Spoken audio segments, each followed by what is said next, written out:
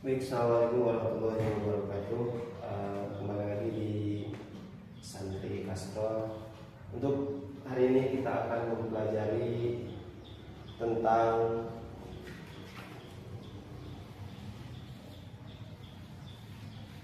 ilmu nahwu. Setelah pemberian materi tentang mabadi ilmu nahwu, kita akan mempelajari ilmu nahwu. Ilmu nahwu itu hal-hal yang berkaitan dengan akhir kalimat. Jadi harus digarisbawahi bahwa ilmu nahwu itu hal-hal yang berkaitan untuk akhir kalimat saja, bukan dari awal sampai tengah, tapi hanya di akhir kalimat. Karena nanti dalam bab i'rab kita akan mempelajari bahwa sesungguhnya i'rab itu tagyiru awakhiril kalimi li ikhtilafil awamil dakhilati 'alaiha lafdhan wa takdiran. Sebelum mempelajari tentang bab kalam di bab pertama, maka kita harus bisa membedakan mana yang disebut kalam, mana yang disebut kalim, mana yang disebut kalimah. Nah, tiga ini adalah hal-hal yang berbeda. Dalam kalam maka membutuhkan satu lafaz, dua murakkab, tiga mufid, empat wadhu. Dalam kalim terdiri kalimat yang terdiri dari isim, fi'il, dan huruf. Nah, jadi dalam kalam itu, dalam kalim itu bisa lafaz, bisa murakkab, bisa wadhu, tapi tidak ada mufid. Tidak ada salah satu syarat mufid yang berada dalam kalimat. Untuk kalimat dalam bahasa Indonesia adalah kata. Jadi dalam bahasa Indonesia kalimat itu satu paragraf, tapi di dalam bahasa Arab kalimat itu satu kata. Nanti menjadi kalam atau menjadi kalim akan terdiri dari beberapa kalimat. Nah, kita contohkan.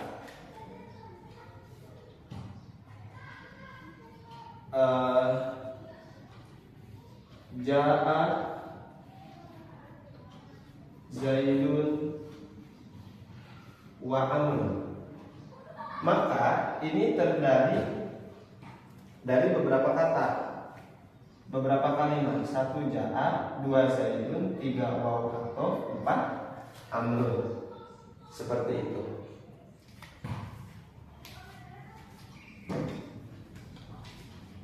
Kita masuk ke bab kalam.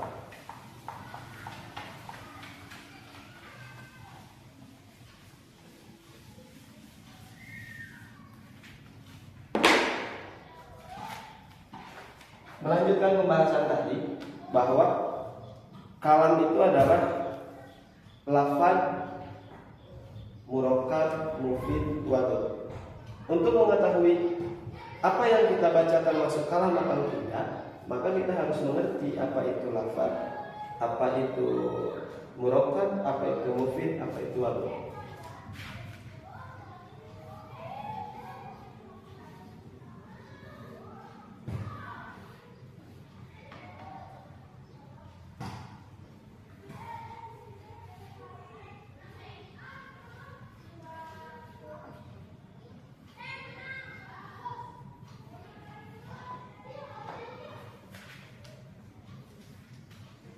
Lafaz adalah kalam. Kita mengambil di pengertian kalam terlebih dahulu. Kalam adalah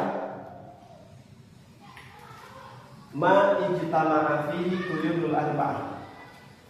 Kalam adalah ma ijtama'a fihi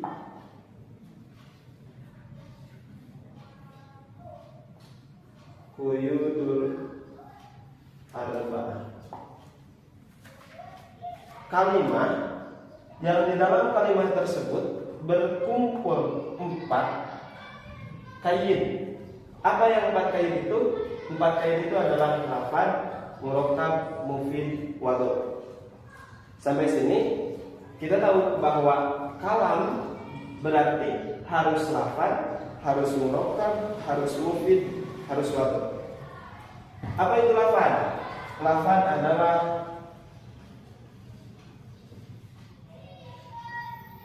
as-sautul mustamilu ala ba'dil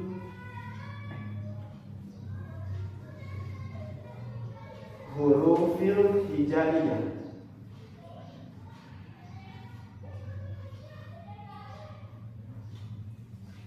As-sautul mustamilu ala ba'dil hurufil hijaiyah. Jadi suara yang keluar, yang terkumpul dari susunan sebagian huruf hijaiyah. Berarti garis besarnya setiap kalimat bahasa Arab disebut lafaz. Contoh,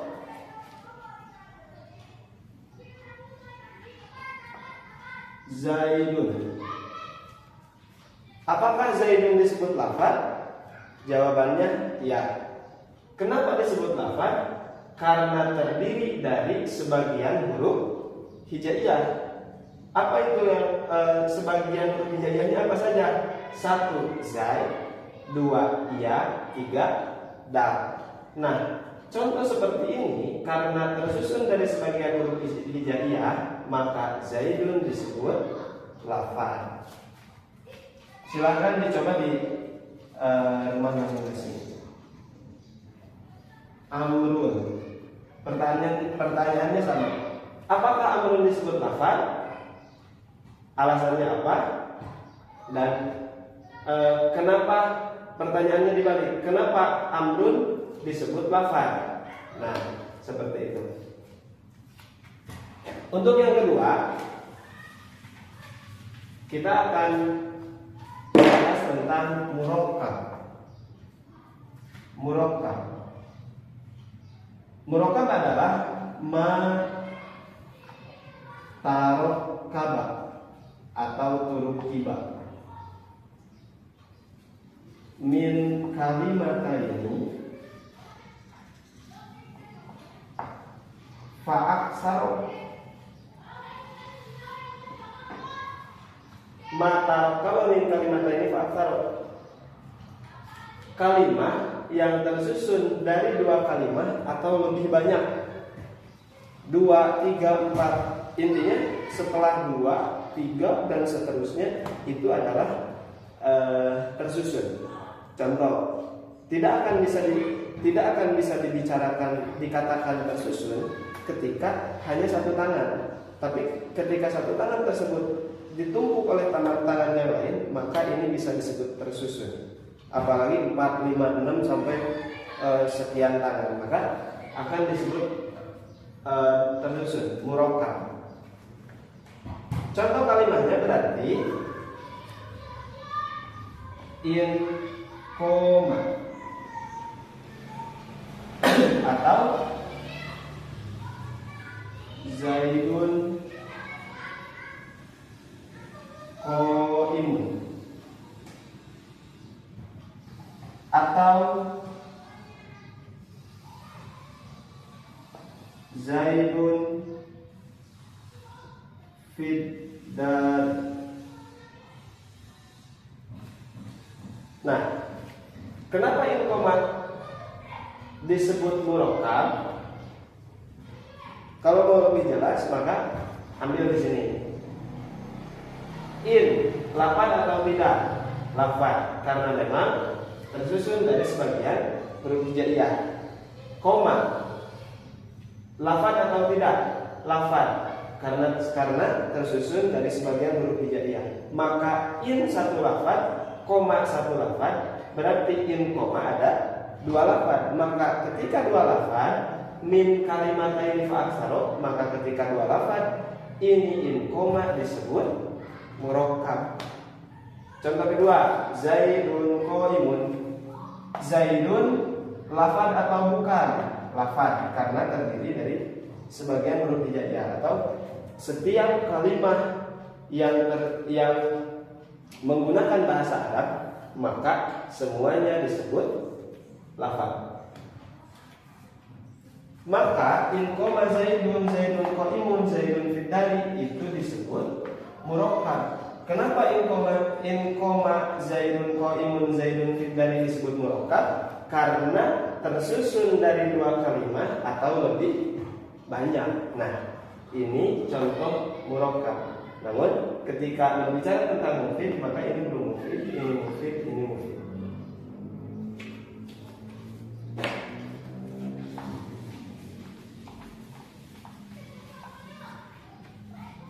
Yang ketiga, kita akan membahas tentang mufid. Mufid itu adalah ma afada faidatan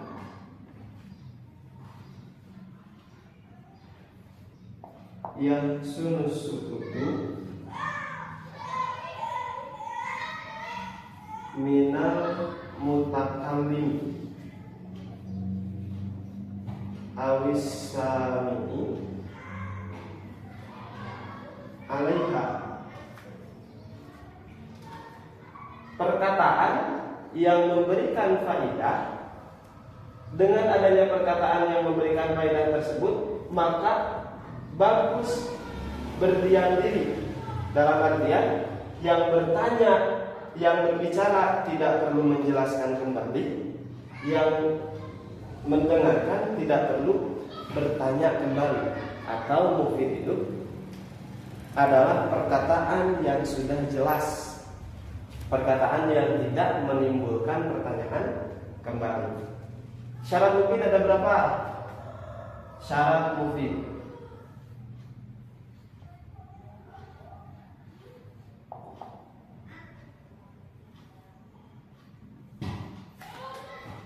satu, fi'il fa'il. Dua, mubtada khobar. Tiga, syarat jawab. Jadi ketika ada fi'il fa'il, nanti di sini fi'ilnya tergantung. Kalau fi'ilnya nanti fi'il lazim, maka cukup dengan fa'il. Tapi ketika fi'ilnya fi'il muta'addi, maka harus menambahkan maf'ul bih atau objek.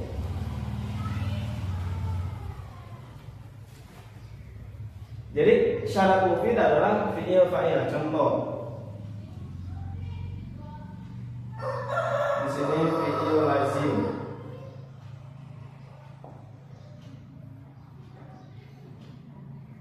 Fi'il lazim ja'a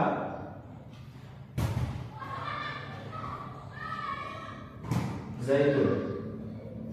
Ada fi'il muta'addi. Fi'il muta'addi contohnya doroba Zaidun Amr. Apa itu fi'il bina lazim? Fi'il bina lazim itu fi'il yang cukup dengan adanya fa'il. Itu fi'il bina lazim. Karena dengan adanya fa'il cukup dan tidak akan menimbulkan pertanyaan. Ja'a Zaidun, ja'a telah datang, sopo Zaidun, Zaid. Jadi yang datang itu Zaid, Zaid itu telah datang. Tapi ketika fi'il bina muta'addi, maka memerlukan objek. Doroba telah memukul, sopo Zaidun ki Zaid. Ketika fi'il doroba, fi'il muta'addi hanya didatangkan fa'il, maka masih akan menimbulkan pertanyaan, kepada siapa Zaid memukul. Nah, dengan adanya pertanyaan seperti ini, maka fi'il muta'addi membutuhkan objek atau disebut maf'ul bih. Nah, fi'il membutuhkan fa'il. Syarat yang kedua adalah mubtada khobar. Zaidun qaimun.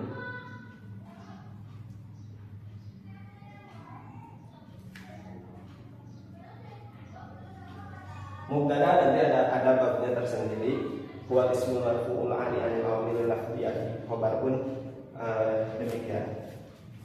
Ketiga, syarat dan jawab. Contoh in syartiyah, in koma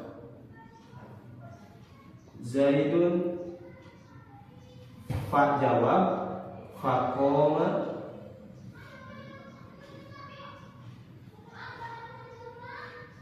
amrun. In koma Zaidun, fa koma amrun. In disebut syarat, fa disebut jawab. Nah, maka ketika kalimat sudah ada salah satu dari syarat mufid, pasti disebut kalam. Wadhu ini perkataan yang disengaja. Wadhu adalah perkataan yang disengaja. Jadi walaupun sudah mempunyai syarat mufid, tapi omongannya omongan orang yang ngelantur atau orang yang ngigo, itu tidak bisa disebut kalam. Jadi secara keseluruhan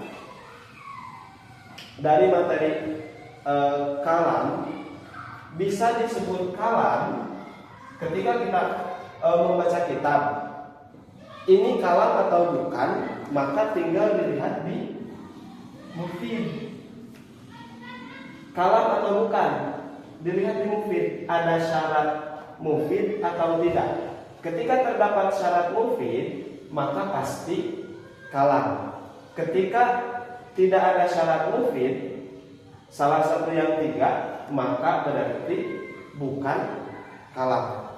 Jadi yang disimpulkan itu, ketika kita ditanya tentang masalah kalam, ini kalam atau bukan? Contoh,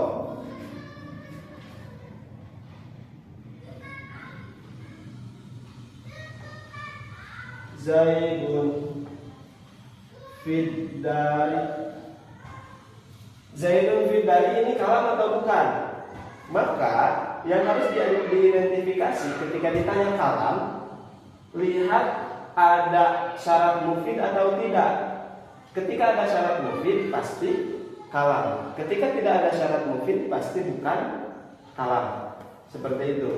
Zaidun utawi kizaid iku fiddari di dalam rumah. Nah, Zaidun fiddari terdiri dari mubtada dan khobar. Maka Zaidun fiddari disebut kalam. Kok lafadznya, murokabnya, wadhunya enggak diidentifikasi? Karena patokan yang awal, setiap kalimat bahasa Arab adalah lafaz. Satu, murokab. Zaidun fiddari ini adalah terdiri dari 3 suku kata, Zaidun, fi, dan ad-dari. Maka pasti murokab. Yang berbicaranya disengaja atau tidak? Maka kalau disengaja, wadhu. Jadi yang harus diidentifikasi cukup di mufid saja, tidak usah keseluruhan. Asal kita paham tentang lafaz, murokab, mufid, wadhu. Untuk mencari kalam itu cukup kita melihat di kalimat tersebut ada mufid atau tidak, ada syarat mufid atau tidak. Kalau ada syarat mufid, maka pasti kalimat tersebut adalah kalam. Ketika tidak ada syarat mufid, maka kalimat tersebut bukan kalam. Terima kasih. Itu saja untuk pertemuan kali ini. Jangan lupa tombol merahnya di klik untuk notifikasi selanjutnya. Akhirul kalam. Assalamualaikum warahmatullahi wabarakatuh.